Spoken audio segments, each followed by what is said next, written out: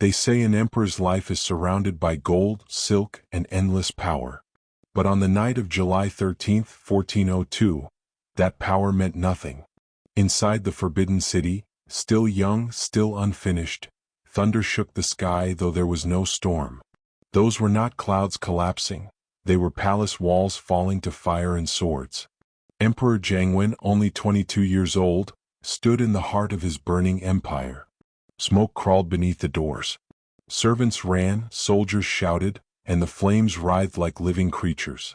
He had been raised to rule the most powerful kingdom on earth, but he had never imagined he might lose it all in one single night. 4 months, Jianwen had been haunted by a ghost that was still alive. His own uncle, Zhu Di, the ambitious and battle-hardened Prince of Yan. At first, Jianwen believed he could weaken the prince's power with soft hands and careful reforms. But Zhu Di was no man to be softened. He had the loyalty of warriors who would gladly die for him, and the hunger of a commander who had tasted blood since childhood. And so, Zhu Di marched south with a fury that the empire had not seen since its founding. City after city fell. Generals surrendered. Ministers fled. Jianwen watched the empire built by his grandfather, the great Hongwu emperor, slip through his fingers like sand. But nothing prepared him for this moment, the moment the rebel army broke into his palace. Outside his chamber, a minister knelt with tears dripping onto the stone floor. "Your Majesty, they are already inside the inner court." Jianwen looked at the young man as if he were seeing him for the last time. In truth he was.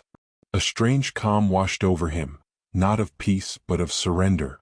No emperor wants to abandon his throne. But he also knew something else. If Zhu Di captured him alive, the punishment would not end with him. His loyal ministers, his wife, his concubines, even the children in his palace, all would suffer fates too cruel to name. A decision was made in that instant. And it was a decision that would echo for centuries. As the flames crept closer, his attendants begged him to flee. "Your Majesty, there is still time." But Jianwen did not move. Instead he whispered, "If I leave, I endanger everyone who ever stood by me." A eunuch threw himself at the emperor's feet, sobbing. Another tried to pull him away from the encroaching fire. And yet Jianwen remained still. Was it fear? Duty? Resignation? No historian can agree. All that is certain is that at this moment the emperor's fate became a mystery sealed by fire. Meanwhile, outside, Zhu Di's troops were smashing through the palace gates.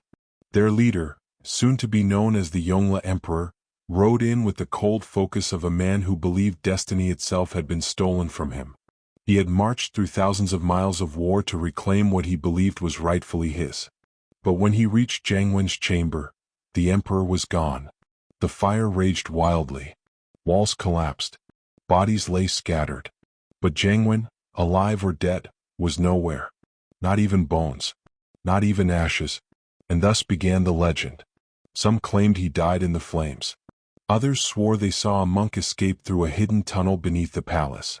A few insisted he disguised himself as a beggar and wandered into the mountains. Even Zhu Di's own spies could not find him. An emperor vanished, leaving behind nothing but smoke. The flames had devoured the palace by dawn. Thick black smoke still twisted into the pale morning sky as soldiers of the new emperor, Zhu Di, picked through the ashes, searching for what could not be found. "His Majesty's remains must be here," a captain said, covering his mouth from the stench of burned wood and flesh. But every body they found was wrong, too short, too old, too thin. None matched the young emperor. Zhu Di himself arrived on horseback, his armor still stained with soot. He looked at the ruins in silence. His eyes, dark and sharp, revealed no triumph, only suspicion. "Find him," he ordered quietly. "Alive or dead." But what if the emperor had escaped? Rumors began to spread like whispers carried by the wind. A monk had been seen fleeing the city in the chaos of the fire. His face veiled, his posture noble, his voice soft but firm. Some said the monk paid in gold coins that only an emperor could possess. Weeks later, an old fisherman in the province of Fujian swore he ferried a man across the river who looked like the lost emperor. His hands, the fisherman said, were too clean to have ever worked a day in his life. and when he spoke even the wind went still. Zhu Di, now the Yongle emperor, heard these whispers, and though he ruled the empire with an iron will, they haunted him. For every time he looked into a mirror, he could not shake the feeling that his nephew was still out there, watching. In the years that followed, Yongle built a new capital, Beijing, and ordered the construction of a grand new palace, the Forbidden City. Some said he did it to honor his dynasty. Others whispered that he did it to bury the ghosts of his past. But Jianwen's ghost refused to die. One winter night, a messenger rode into the capital bearing a strange tale. In a remote temple in the southern mountains, an old monk had spoken words only an emperor would know, codes and rituals from the imperial court that had been lost for years. When Yongle heard this, his face turned pale. He sent envoys in secret, dressed as commoners, to the temple. What they found was an old man sitting before a shrine, silent and serene. His head was shaved, his robe simple. But when they looked closer, there was something in his eyes. Something royal. "Who are you?" one envoy asked. The monk smiled faintly.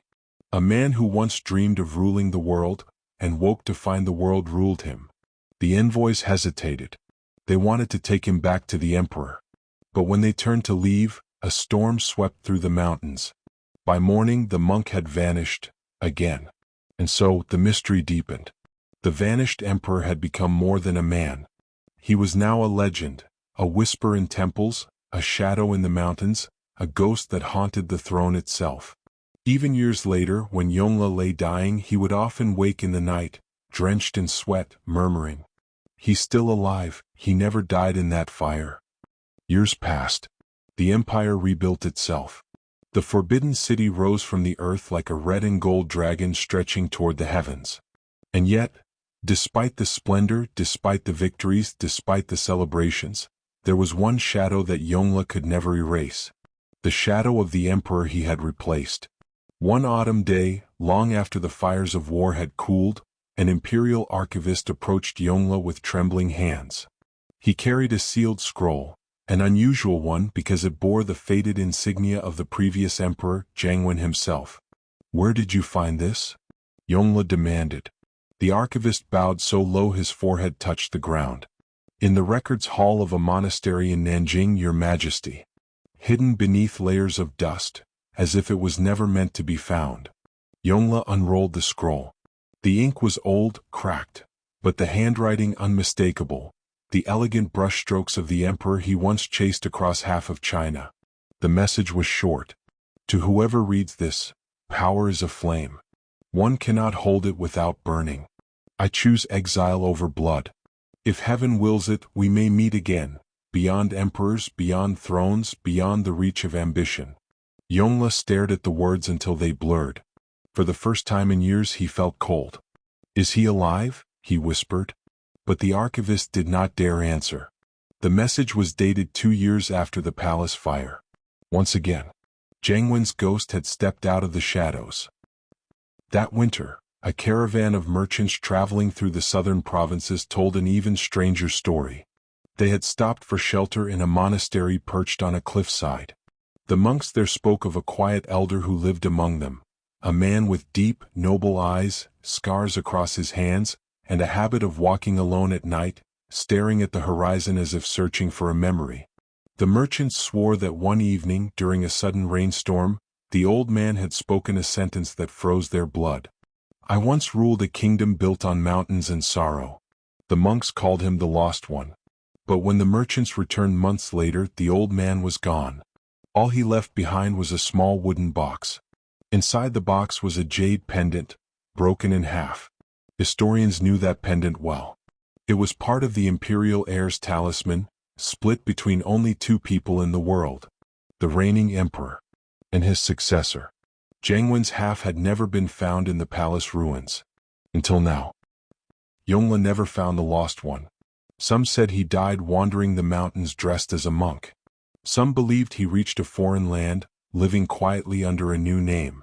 Others insisted he lived to old age in a hidden monastery, praying not for his kingdom, but for peace. Years later, when Yongle himself died, the palace servants whispered that on his final night, he had a dream. In it, he walked through a quiet forest. There, sitting beneath a tree, was Jianwen, no crown, no robes, just a simple man with a half-smile. "Uncle," Jianwen said softly, "you carried the throne. I carried the burden." And then he faded like smoke. Centuries have passed. And still, no one has ever found Emperor Jianwen's body. No tomb. No coffin. Not even a grave marker. But the records, the scrolls, the jade talisman, and the countless sightings paint a chilling truth. Maybe the emperor did not die in fire. Maybe he slipped into the world like a ghost, an emperor turned wanderer, walking through villages where no one recognized him, praying in temples where no one bowed, living a life stripped of power, hatred, and revenge. Maybe he simply chose freedom over a throne. And maybe, just maybe, somewhere in the southern mountains, beneath the shade of ancient pines, lies the unmarked resting place of the emperor who vanished. A man who walked away from everything. A man history could never bury. A man who became China's greatest royal mystery.